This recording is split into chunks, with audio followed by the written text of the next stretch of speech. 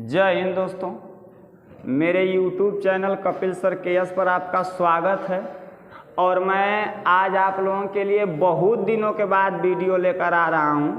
जो टॉपिक चल रहा है आप लोगों का फिजिक्स, बुक साइंस है, साइंस की किताब में फिजिक्स पढ़ा रहे हैं। और फिजिक्स में आज आप लोगों का न्यूमेरिकल है ना, हो किस चैप्टर का? बल तथा गति के। तो कल 2 ठो हो गया था, 3 ठो ना। तो एक क्वेश्चन है, लिखिए उसको। क्वेश्चन है, किसी द्रव्यमान m1 पर 5 न्यूटन का बल लगाने पर, किसी द्रव्यमान m1 पर 5 न्यूटन का बल लगाने पर 8 मीटर प्रति सेकेंड स्क्वायर का त्वरण उत्पन्न होता है। 8 मीटर प्रति सेकेंड स्क्वायर का त्वरण उत्पन्न होता है, जबकि इसी परिमाण का बल,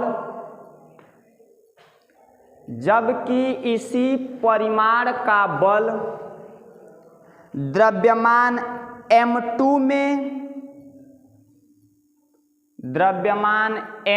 में 2 मीटर प्रति सेकेंड का त्वरण उत्पन्न करता है। द्रव्यमान m2 में 2 मीटर प्रति सेकेंड का त्वरण उत्पन्न करता है। यदि दोनों द्रव्यमानों को परस्पर जोड़कर 1 कर दिया जाए, यदि दोनों द्रव्यमानों को परस्पर जोड़कर 1 कर दिया जाए, तो इस बल द्वारा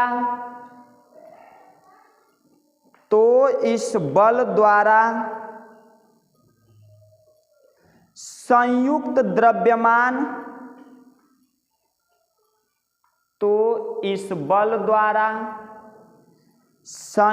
द्रव्यमान कितना त्वरण उत्पन्न होगा?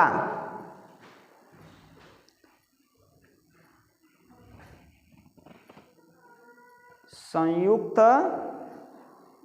द्रव्यमान कितना त्वरण उत्पन्न होगा, यही क्वेश्चन है। ठीक है ना?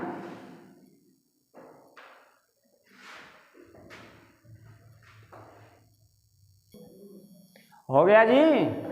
हाय देखो, सवालिया था ना। तो सवाल में कहा था कि एक द्रव्यमान 2 ठो स्थिति है। द्रव्यमान m1 दिया है और उस पर 5 न्यूटन का बल लगा रहा है, तो क मीटर प्रति सेकेंड स्क्वायर का त्वरण उत्पन्न हो रहा है? 8। कह रहा है कि जो पहली स्थिति है, तो यम प्रथम स्थिति कह रहा है कि यम का मान m1, अब बल क न्यूटन का लगा रहा है? 5 न्यूटन का। तो क मीटर प्रति सेकेंड का स्क्वायर त्वरण उत्पन्न हो रहा है? 8। तो त्वरण को a से दिखाते हैं, 8 मीटर प्रति सेकेंड। कह रहा है यहाँ से एक ठो m1 का मान निकाल लेना। तो कह रहा है कि F बराबर m इंटू a। तो कह रहा है F क न्यूटन 5, यम का मान कितना है?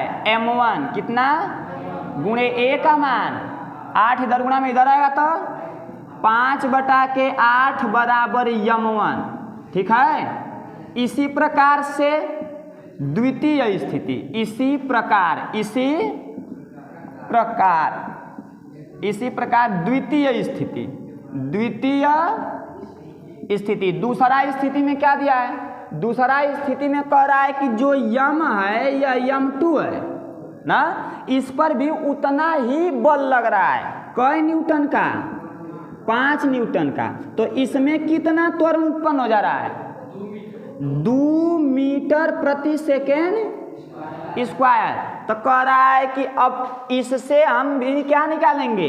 F बराबर m इंटू a से द्रव्यमान निकालेंगे। तो 5 यम का मान m2 गुणे a का मान 2, तो ये हो जाएगा 5/2। यहाँ से निकालेंगे तो हो जाएगा 5/2 बराबर m2।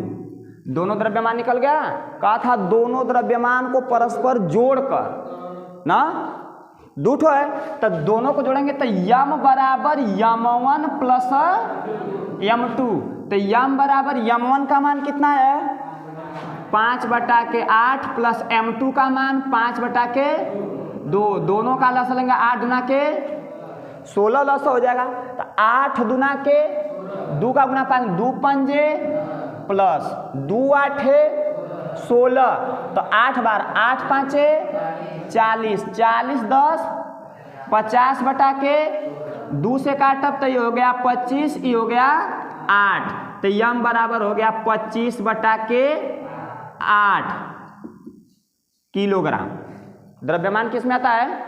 अब कह रहा था कि अब दोनों को जोड़ने के बाद जो द्रव्यमान था उससे कितना त्वरण उत्पन्न होगा।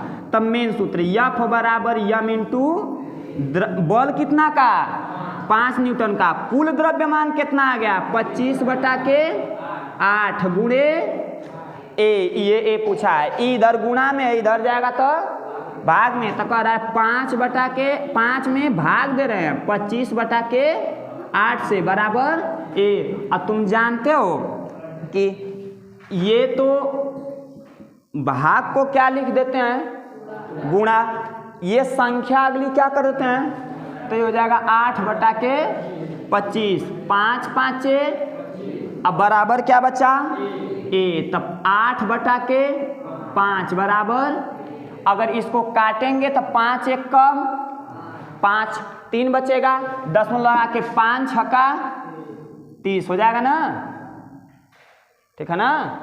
देखो इसी को बदलोगे तो ये हो जाएगा 16, सही है ना, 5 एक कम 5 3 बचा 5 छक्का 30, इतना बराबर ए, या इसी को लिखते हैं ए बराबर 1.6, त्वरण का मात्रा मीटर प्रति सेकेंड, यही इसका आंसर हो जाएगा, ठीक है ना वो।